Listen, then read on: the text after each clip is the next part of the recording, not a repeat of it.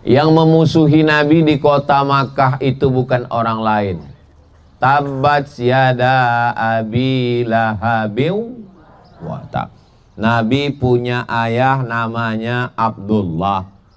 Abdullah punya saudara kandung namanya Hamzah. Insya Allah sebagian sudah, sebagian belum. Nanti ziarah ke makam Sayyidina Hamzah di bawah Jabal Uhud. Hamzah bin Abdul Muttalib. Abdullah punya saudara kandung namanya Abbas. Abdullah punya saudara kandung namanya Abu Lahab. Abu Lahab itu saudara kandung bapaknya Nabi. Saya punya bapak. Bapak saya punya saudara kandung. Berarti saya manggilnya, kalau di kampung kami, uncle. Baru makan jambu monyet. Jadi saya punya ayah saya punya adik laki-laki, berarti paman saya. Hubungan Nabi dengan Abu Lahab itu adalah paman. Yang memusuhi itu bukan orang lain. Jadi kalau ada di antara kita sekolah, diejek keluarga, dicaci maki, disumpah serapah sama keluarga, nggak ada apa-apanya dibandingkan Nabi Muhammad. Ini yang kedua, bahwa yang memusuhi keluarga, yang menolong adalah orang lain. Saya yang nolong saya ini orang lain, bukan orang Sumatera, orang yang jauh. Yang menolong Nabi bukan orang Makkah, orang Madinah. Karena menolong disebut dengan Ansor. Abu Ayyub Al-Ansari. Al-Ansari yang menolong. Ansor, orang-orang Madinah ini disebut dengan Ansor karena dia menolong. Maka yang menolong saya juga orang-orang yang jauh. Ada namanya Ustadz Fahrul Razi Al-Makassari. Al-Ansor, Makassar. Ada namanya Ustadz, Allah grogi lupa pula namanya. Ada Ustadz EN Al-Kalimantani. Ada namanya Ustadz Hatta Al-Banjari. Di sini ada yang dari Makassar, ada yang Banjar, ada yang Melayu. Haji Saad dari Malaysia. Ada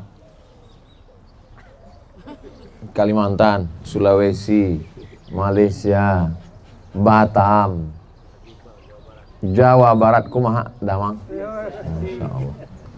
Bapak Ibu yang dimuliakan Allah. Dan kami ini nggak ada hubungan nasab, cuman satu hubungan nasib. Jadi banyak sekali kadang nasab itu malah nggak nolong, tapi yang menolong kita nasib. Karena senasib, sepenanggungan sama Ustadz Atta, sama-sama kuliah di Mesir, sama-sama jadi petugas haji tahun 2002. Sekarang sudah 2025, udah 23 tahun yang lalu. Tapi perasaan kami masih tetap seperti yang dulu. Makkah berubah, Madinah berubah bangunannya, tapi hati kami tidak pernah berubah. Begitulah kita bersaudara ini, insya Allah. Hari berganti, musim berubah. Yang tidak berubah itu aku ke kamu. Boleh untuk update status besok pagi. Nah, jadi pelajaran yang kedua adalah, jadi kalau ada di antara kita yang baru usaha bisnis, buka usaha kuliner, alah cuma ayam goreng. Kamu bisnis apa sekarang? Saya ini kecil-kecilan untuk, apa itu yang untuk wajah itu? Banyak yang tahu ternyata. Alah skincare, paling-paling palsu. Nanti mukanya putih, lehernya hitam. Diejek, diolok. Kalau zaman dulu ngejeknya itu langsung. Sekarang ngejeknya pakai fake account. Akun bodong, akun palsu, nggak jantan. Mengejek, mencaci maki, sumpah serapah. Tapi yang menolong justru adalah orang jauh. Mau hijrah ke Taif, orang Taif melempar dengan batu. Itulah dia Taif. Mau hijrah ke Habasyah, Ethiopia, dari Makkah turun ke Yaman, nyebrang ke Djibouti, masuk ke Ethiopia. Kebetulan saya waktu mau ke Sudan dulu, tempatnya Ustadz Fahur Razi, 2017 perang. Nggak ada pesawat.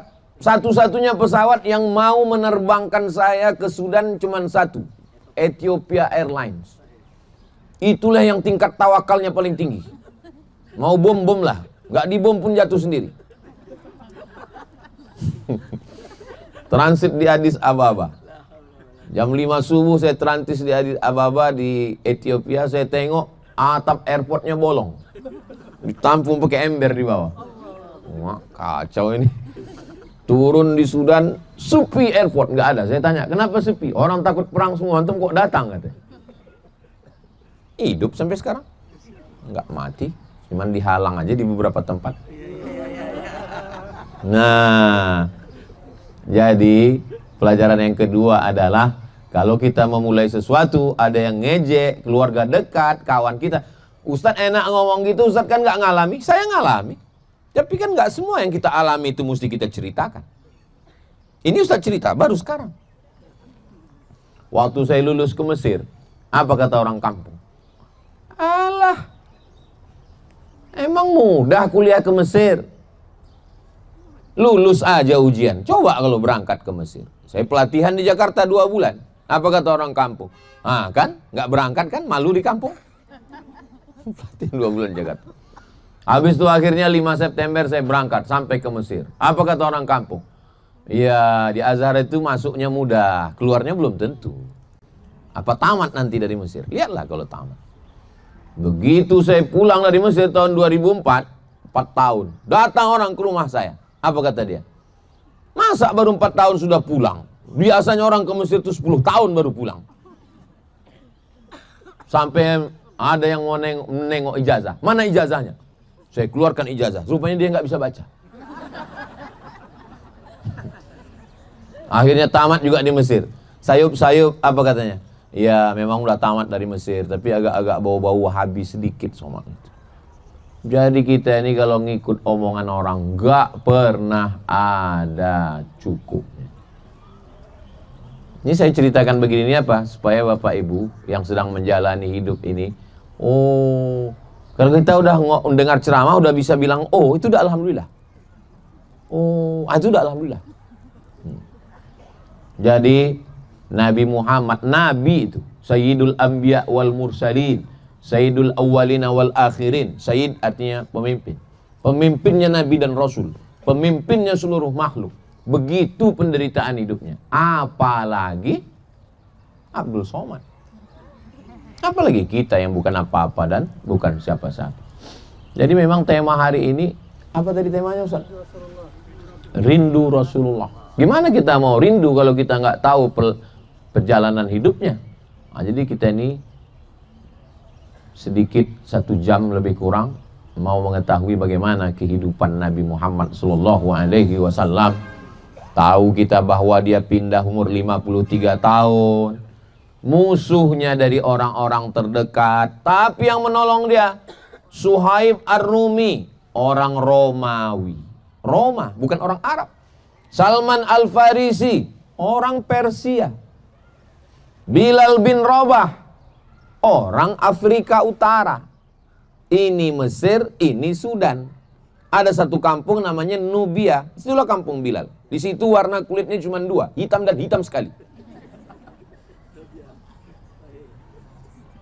Ibu kalau merasa skincare gagal, datang ke situ.